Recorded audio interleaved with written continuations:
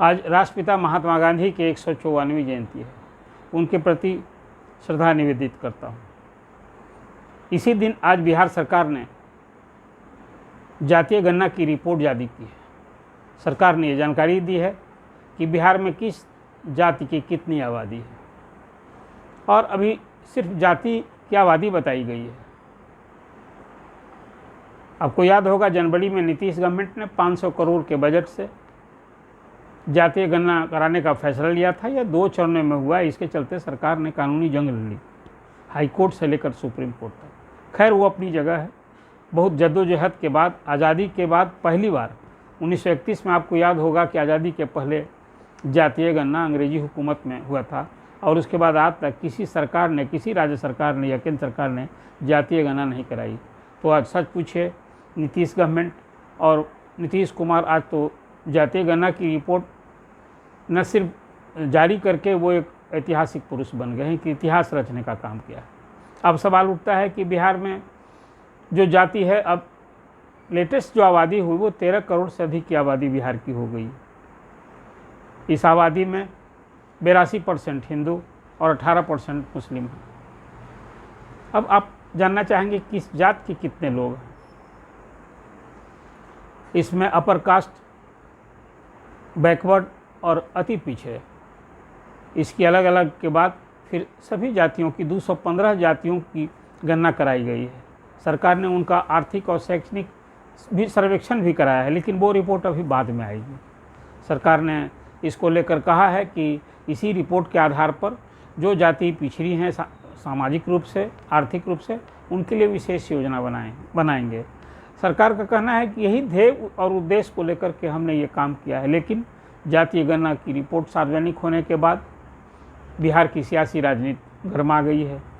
यह न सिर्फ चुनावी मुद्दा बनने वाला है, बल्कि आगे की न सिर्फ बिहार, पूरे देश के लिए एक बड़ा मुद्दा बनेगा। इसलिए कि आपको मालूम है कि सभी भाजपा सहित, भाजपा छोड़कर सभी राजनीतिक दल, कांग्रेस, राजद, सपा, जदयू, सभी जातीय गणना कराने की मांग कर रहे हैं पूरे देश भर में, और इसके साथ ओबीसी महिला की आरक्षण की बात कर रहे हैं।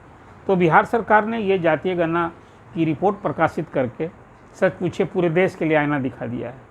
अब इस रिपोर्ट के आधार पर क्या मांग उठेगी? सबसे बड़ी मांग होगी कि आबादी के हिसाब से आप सरकारी नौकरियों में आरक्षण दीजिए, और जो आर्थिक और सामाजिक रूप से पिछड़े हैं उनके लिए आप विशेष योजना चलाइए। बिहार में और पूरे देश भर में आप जानते हैं सरकारी नौकरियों में भी आरक्षण की व्यवस्था जात के ही आधार पर है। जात के ही आधार पर सरकारी शैक्षणिक संस्थानों में एडमिशन मिलते हैं।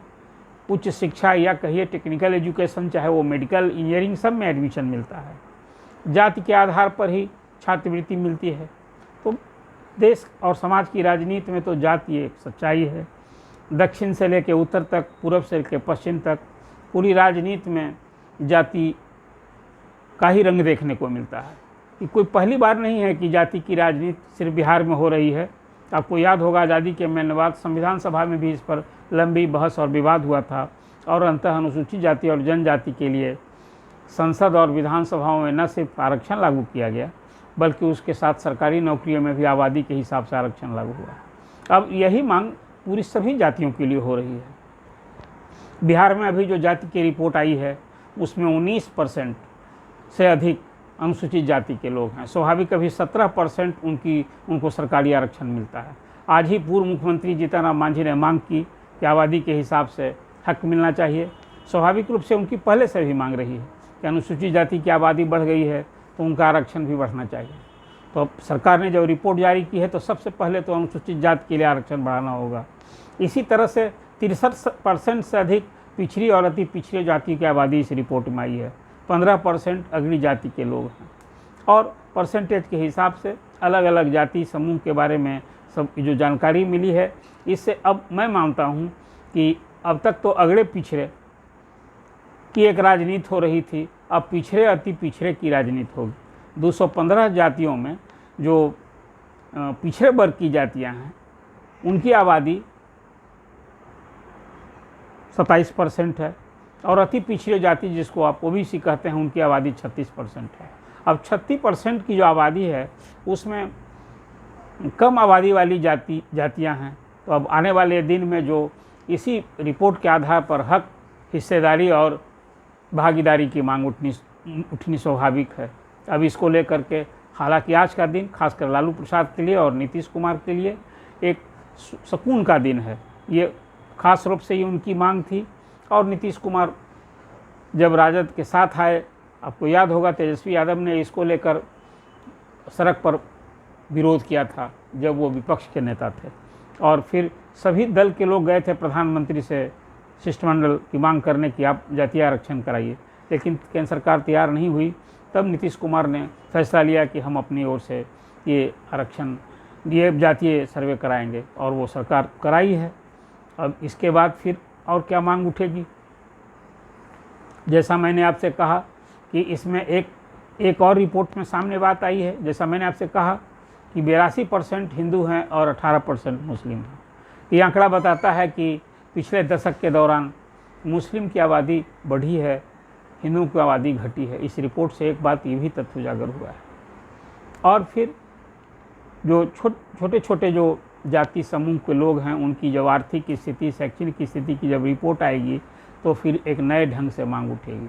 लेकिन अभी फिर मैं मानता हूँ कि खासकर सत्ता में पिछले 3 दशक से तो यहाँ लालू, राबड़ी देवी और नीतीश कुमार ही सरकार रही है। अब उनके सामने एक दबाव होगा, तो वो दबाव होगा अति पिछड़ी जातियों के लिए कि अब उनके लिए विशेष योजना चलावें, उन्हें हम न सिर्फ राजनीति में भागीदारी दें, उनकी हिस्सेदारी दें, ये मांग भी उठेगी। और फिर मैं मानता हूँ कि एक नए सिरे से जातीय गोलबंदी भी होगी, जहाँ जात की राजनीति तो हो ही रही है बिहार में, इससे कोई दल अछूता नहीं है। भाजपा जहाँ पूरे देश में एक उसकी राजनीति रही है 80-20, मतलब हिंदू बना मुस्लिम का, और बिहार में वो राजनीति तो होगी। दूसरी ओर जहाँ पिछड़ों की राजनीति करते हैं लालू प्रसाद और नीतीश कुमार, तो भाजपा में आज भी तो प्रधानमंत्री और अमित शाह उसी वर्ग से आते हैं। और आने वाले दिन में अब फिर जो एक चर्चा होने लगी कि क्या फिर मंडल और कमंडल की राजनीति होगी, तो अब तो मंडल वाले लोग ही पटना, दिल्ली, बिहार से लेकर दिल्ली तक सत्ता में हैं। अब कमंडल उनके लिए सहायक होगा। अब एक और जहां बिहार, अभी 5 राज्यों में चुनाव होने हैं, मुझे लगता है कि बिहार जैसा ये जातीय सर्वेक्षण की मांग वहाँ भी उठेगी। और आबादी के हिसाब से सरकारी नौकरी में आरक्षण की मांग उठी है। अभी बिहार में जो आरक्षण है उसमें 12% पिछड़े वर्ग के लिए है, जबकि उनकी आबादी जो आज रिपोर्ट आई है उससे 27% है। और अति पिछड़ी जातियों की आबादी 36% है, उनका अभी आरक्षण 18% है। कुल मिला जुला करके अभी टोटल जो आप जोड़ेंगे यदि, तो आबादी तो 63% है और आरक्षण का लाभ 30-31% मिल रहा है। तो एक तो मांग उठेगा ही स्वाभाविक रूप से कि उनका भी आरक्षण बढ़ाया जाए सरकारी नौकरियों में। तो कुल मिला जुला कर मुझे लगता है कि फिर एक बार नए सिरे से आरक्षण की राजनीति गरमाने वाली है। और जैसे संसद में महिलाओं के लिए 33% आरक्षण हुआ है, और गैर भाजपा दलों ने ओबीसी महिला का आरक्षण और फिर जातीय सर्वेक्षण कराने, जातीय गणना कराने की मांग की है। मांग तेज पकड़ेगी। अभी आने वाले दिन में ये देखना बड़ा दिलचस्प होगा कि भाजपा इस तरह की जो पिछड़ों का फिर से एक राजनीति, पिछड़ों की राजनीति, आरक्षण और जातीय सर्वेक्षण, जातीय गणना की जो मांग उठी है, इसको कैसे भाजपा मीट करती है। हालांकि भाजपा ने अभी एक रोहिणी कमीशन की रिपोर्ट जो राष्ट्रपति को समर्पित है, इस नरेंद्र मोदी ने ही उस आयोग का गठन किया था, जिसमें 27% का जो आरक्षण है उसका बिहार के ही तर्ज पर वर्गीकरण होने वाला है। मतलब यहाँ जिस तरह से 27% आरक्षण में 18 और 12 इस तरह का जो वर्गीकरण किया गया है, उसी तरह से केंद्र में होने वाली है। फिर एक बात ये कहनी होगी कि जो बिहार में जो 215 जातियों का सर्वेक्षण हुआ है जो आरक्षण सूची में शामिल हैं, क्या बिहार में 215 ही जातियाँ हैं? इसमें थोड़ा सा मुझे लगता है इस रिपोर्ट के बाद जो तस्वीर आएगी उसमें कुछ विषमताएँ देखने को मिलेगी। जैसे उदाहरण के तौर पर अब वैश्य जाति का जो बनिया जाति का जो सर्वे हुआ है, उसमें जो भी आया है उसमें कई जातियां हैं, 20 से अधिक जातियों को क्लब किया गया है। ब्राह्मण, अब ब्राह्मण में मैथिल ब्राह्मण हैं, गैर मैथिल ब्राह्मण हैं, संपूर्ण ब्राह्मणों की एक गिनती हुई है। और उसमें शादी विवाह का भी संबंध नहीं है। और अलग अलग जाति समूह में गरीब, शैक्षणिक रूप से पिछड़े, ये सब कुछ देखने को मिलता है। तो टोटलिटी में यदि एक जाति समूह का आप गिनती करके उसकी रिपोर्ट तैयार करेंगे, तो मुझे लगता है कि अब तक जो विकास की किरण जिन लोगों तक नहीं पहुंची है उन तक शायद इस रिपोर्ट के बाद किस प्रकार सरकार कौन सा मैकेनिज्म डेवलप करेगी कि रियल नीडी लोगों को लाभ मिले। जैसे सरकार ने जैसा कहा है कि हम ऐसे लोगों के लिए इस रिपोर्ट के आधार पर हम जारी करेंगे। अब तो मुख्यमंत्री ने कहा है कि हम इस रिपोर्ट के आलोक में सभी दल के नेताओं से बैठक करेंगे और इस रिपोर्ट को कैसे लागू किया जाए, उनकी क्या राय है, हम राय लेंगे। लेकिन अब फिर बिहार से इस जातीय गणना की रिपोर्ट आने के बाद न सिर्फ बिहार बल्कि पूरे देश की राजनीति गर्मा गई है और जो भाजपा विरोधी जो मोर्चा बना है INDA इंडिया, उसके लिए एक प्रमुख मुद्दा हो गया है नरेंद्र मोदी की सरकार को घेरने के लिए। अभी 5 राज्यों में आसन्न चुनाव और लोकसभा के चुनाव में पहले से ही ये बात थी कि जातीय गणना कराने की मांग और महिला OBC आरक्षण की मांग तो हो ही रही थी, लेकिन बिहार से अभी रिपोर्ट आने के बाद ये मांग पूरे देश में जोर पकड़ने वाली है और इसका क्या असर होगा वो आप सोचेंगे। आप इस पर कमेंट दें, हमारे द न्यूज़ वर्ड्स को आप सब्सक्राइब करें और जो एक अभी सामने रिपोर्ट आई है इस संदर्भ में आप क्या सोचते हैं, जो मांगे उठेंगी इसके बारे में क्या सोचते हैं। क्या आबादी के हिसाब से आरक्षण नहीं मिलना चाहिए? अब तो सुप्रीम कोर्ट का भी एक लेटर बना हुआ है। अब देखिए इसके लिए तो फिर संविधान में संशोधन करने की भी ज़रूरत होगी। जिस तरह से 10% अग्री जातियों के लिए आरक्षण किया गया है तो उसमें तो 50% का अब तो जो एक बैरियर था वो समाप्त हो गया है। इसलिए ये मांग फिर जोर पकड़ने वाली है। अब पूरे देश में फिर 75 साल 76 साल आज़ादी के बाद फिर एक आरक्षण का मुद्दा, जातीय राजनीति एक रंग लाने वाली है। तो विभिन्न आयोग भी जाति के आधार पर बनते रहे हैं। अब दलित आयोग, महादलित आयोग, पिछड़ा वर्ग आयोग, अति पिछड़ा, तो जात की राजनीति तो कोई नई नहीं है। क्योंकि सनातन धर्म की भी बात जो दक्षिण से उठी वो भी कहीं जातीय रंग की बात की थी। तो कुल मिला जुलाकर राजनीति में जाति का महत्व, मतदाताओं की गोलबंदी, हारने जीतना का तो एक औजार हो गया है।